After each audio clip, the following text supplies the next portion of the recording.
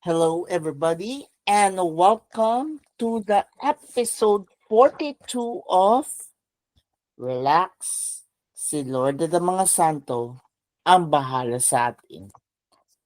This is JM, and we are now almost at the end of the season 1 ng Relax, si Lord ng mga Santo ang bahala sa atin. And we're grateful enough for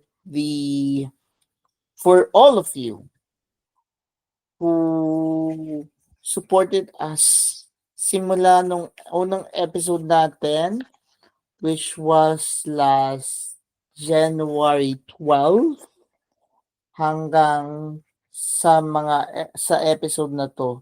By the way, we apologize for not recording for Wednesday episode because of technicalities, and also yesterday, but we have a special thing starting yesterday until March 1. So yesterday was the first day. We will be having a 9-day special novena episode featuring the 9 Eucharistic celebrations coming from the Diocesan Shrine and Parish of Our Lady of Fatima in video format. Yes. And that will be until March 1, 2025. So every day, every night, starting yesterday until March 1, puros gabi ang mga episodes natin. But we will continue our Saturday episodes every morning. Okay? Like this episode today, we celebrate the feast of the chair of Saint Peter the Apostle. Our first reading is taken from the first letter of Saint Peter, chapter 5, verses 1 to 4. Again, our first reading is taken from the first letter of Peter, chapter 5, verses 1 to 4. A proclamation from the first letter of Saint Peter. Beloved, I exhort the presbyters among you as a fellow presbyter and witness to the sufferings of Christ, and one who has a share in the glory to be revealed.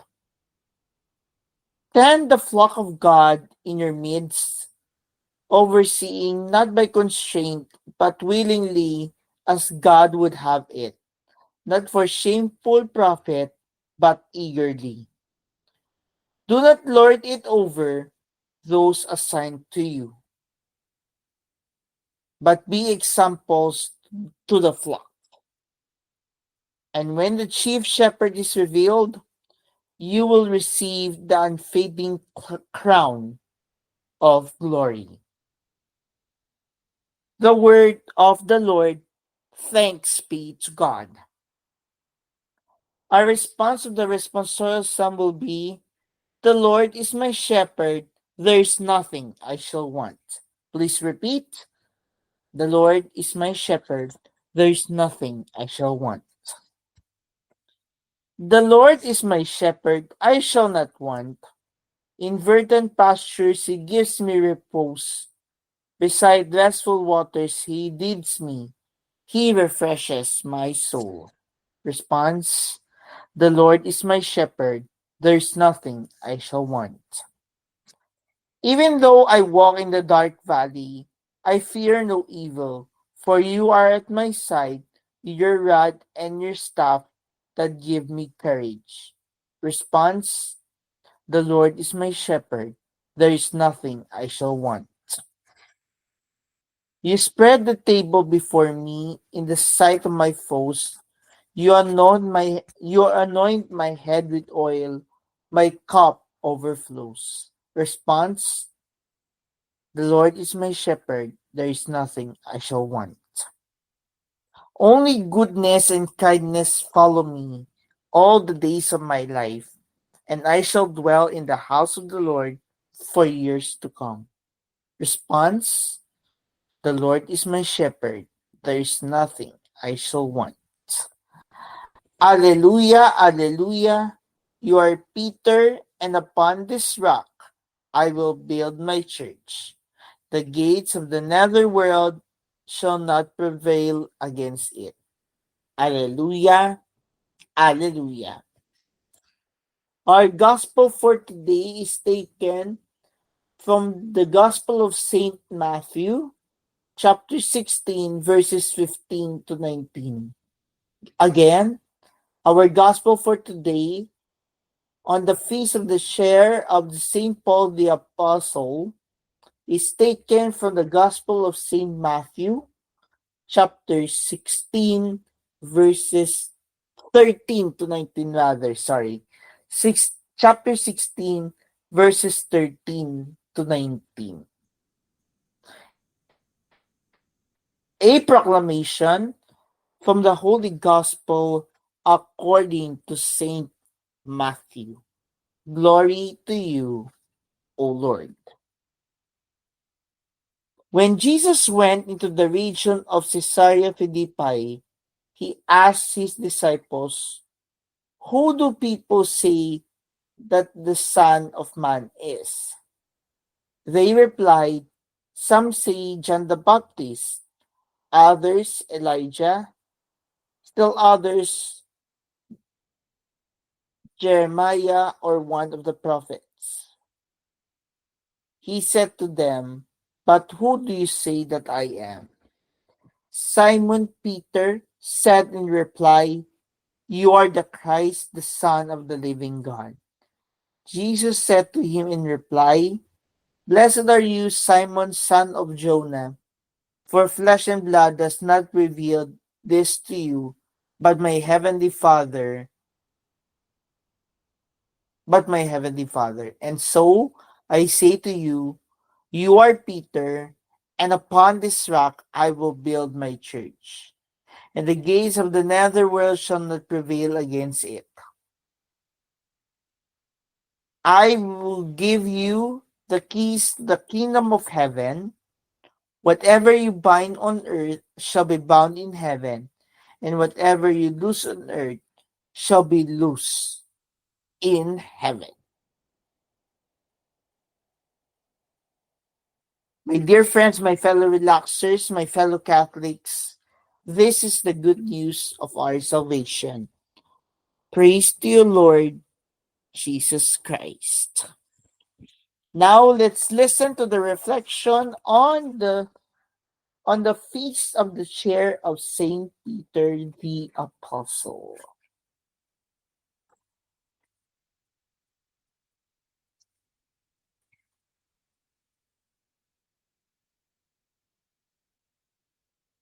Ano-ano ang mga tungkulin mo na gagabay sa ibang tao?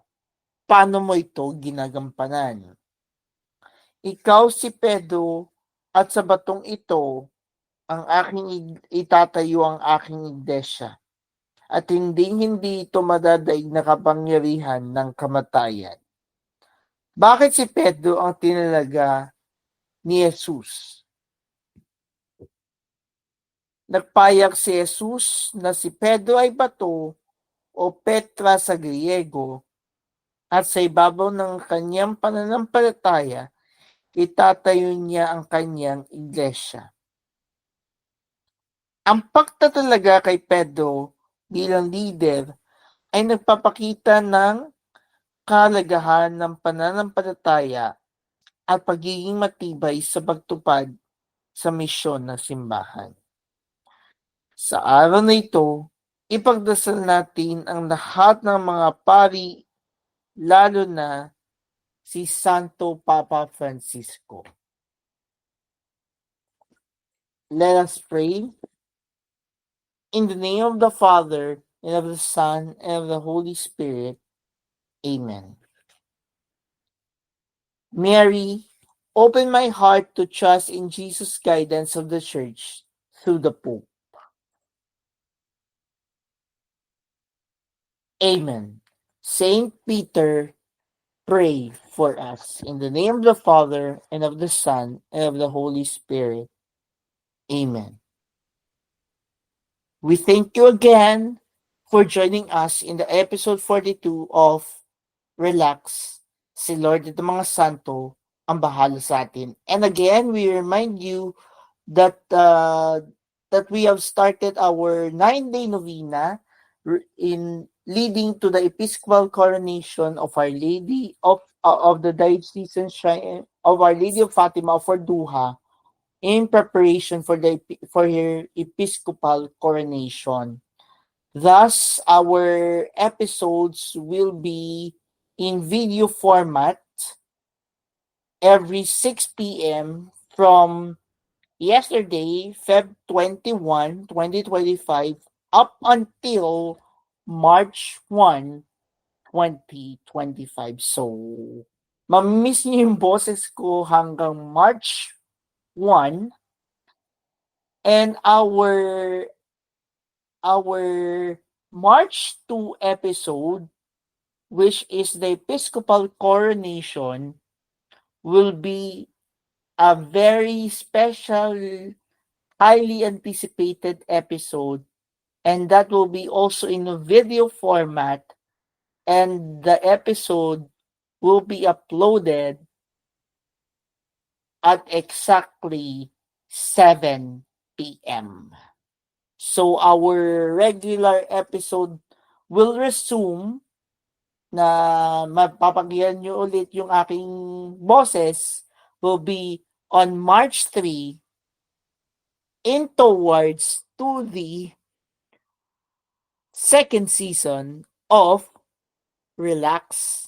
Si Lord ng mga santo ang bahala sa atin starting on March 4 onwards until Monday, Thursday. Again, our second season will start on Fat Tuesday, March 4, until Monday, Thursday, April 17, 2025.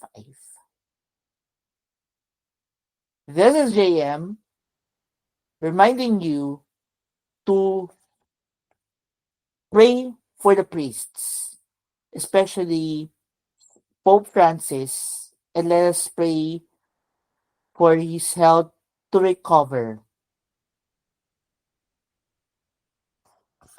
God bless everyone, and see you around on our next episode of Relax. Si Lord ng mga santo ang bahala sa atin. God bless.